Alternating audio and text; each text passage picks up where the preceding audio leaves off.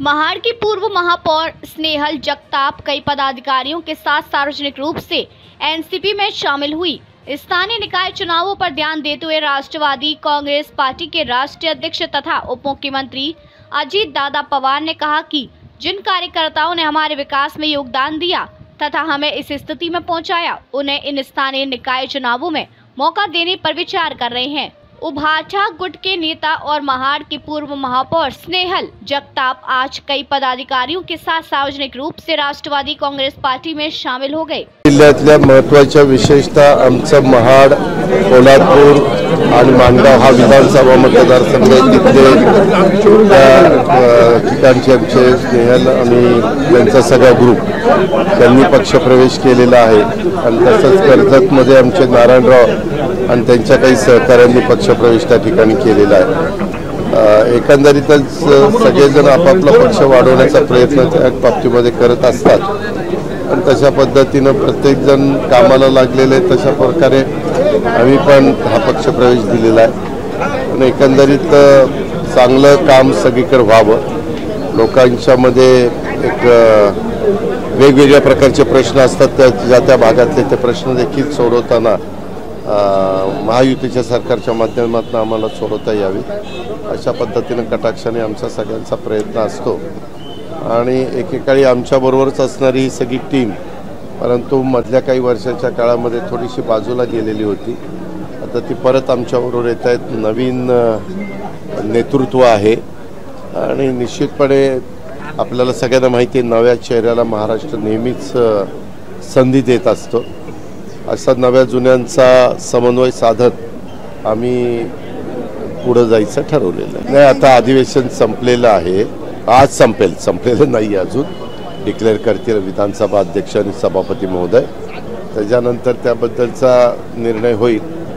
पण बाकीची आमची कामं त्या ठिकाणी चाललेली आहे। पालकमंत्री दिले गेले पाहिजेत, थोडंसं कधी काही गोष्टीला विलंब होतो पण त्याच्यातनं तिथलं काम कुठलं आम्ही अडवून देत नाही।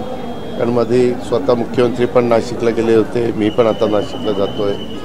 रायगडच्याही संदर्भातले काही प्रश्न असले तर मुख्यमंत्री दोन्ही उपमुख्यमंत्री लक्ष घालतात आणि ते सोडून देतात। आत्ताही जे काही मार्च इयर एंडिंग असतं त्यावेळेस ज्या गोष्टी करायच्या असतात त्याही संदर्भामध्ये आम्ही सगळ्यांनी मिळून त्या व्यवस्थित केलेल्या आहेत। पण आपण म्हणताय ते बरोबर आहे, मुद्दा उपस्थित होतो की बाबा कधी होणार, पण लवकरच मुख्यमंत्री त्याबद्दलचा निर्णय घेतील। कारण आता अधिवेशन पण संपलं आहे, वर्षभराचा आम्ही सगळं मान्यता पण मिळून घेतलेली खर्चाला आणि काय विकास आम्ही करणार आहे, कसे जमा कर रूपाने किती पैसे येणार वगैरे सगळ्या गोष्टी झालेल्या आहेत। आज उपाध्यक्ष महोदयांची पण निवड करायला आम्हाला यश आलं, बिनविरोध निवड झाली।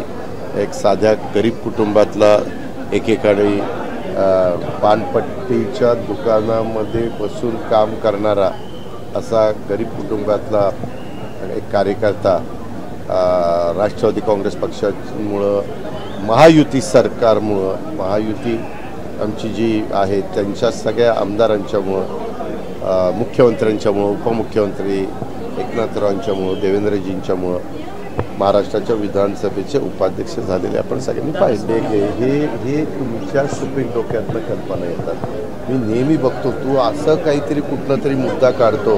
आता काल पण कशात काही नाही, दादा तुम्ही विरोधी पक्ष नेता असताना असं म्हणलं होतं, अरे तो काळ केव्हा कुठला होता, त्यावेळेस आम्ही कुणाबरोबर होतो, त्यावेळेस आज तू कुठलं TV नाही म्हणून तो असा विचारतो। उद्या काहीतरी सामला गेला, कुठं आणखीन दुसरं गेला की दुसरं काहीतरी करणार। हो का, कुणी कुणाला शिव द्यायला इथं बसलेले, प्रत्येक जण व्यवस्थितपणे 5 वर्ष अतिशय मजबूतीनं सरकार चालावं। सरकार चालत असताना आपापल्या पक्षाची पण ताकद तिथं त्या ठिकाणी वाढावी।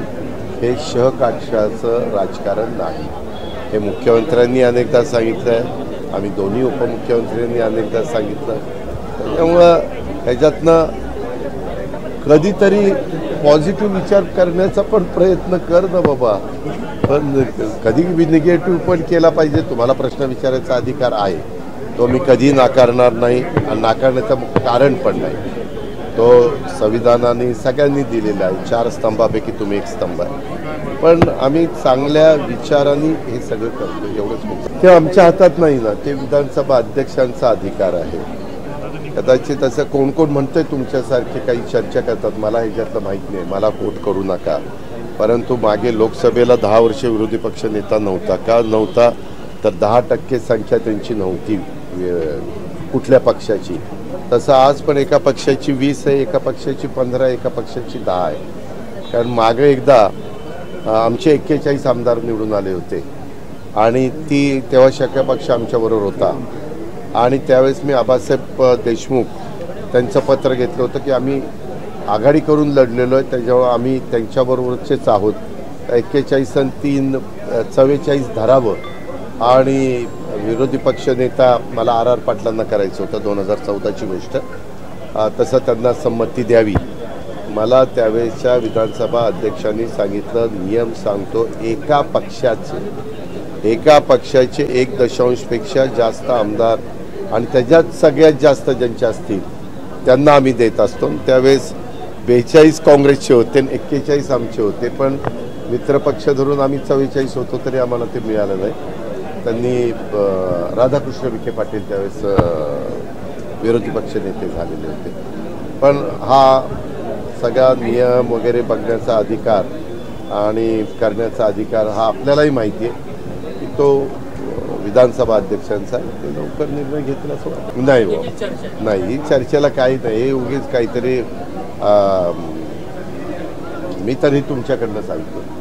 आम्ही आमचं काम करतोय. आम्ही 237 आरोपी झालोय. आता सगळे महायुतीचे 238 नाही लोक. आता सगळ्यांनी जिथल्या तिथं राहावं, काम करावं, एवढीच माझी इच्छा आहे.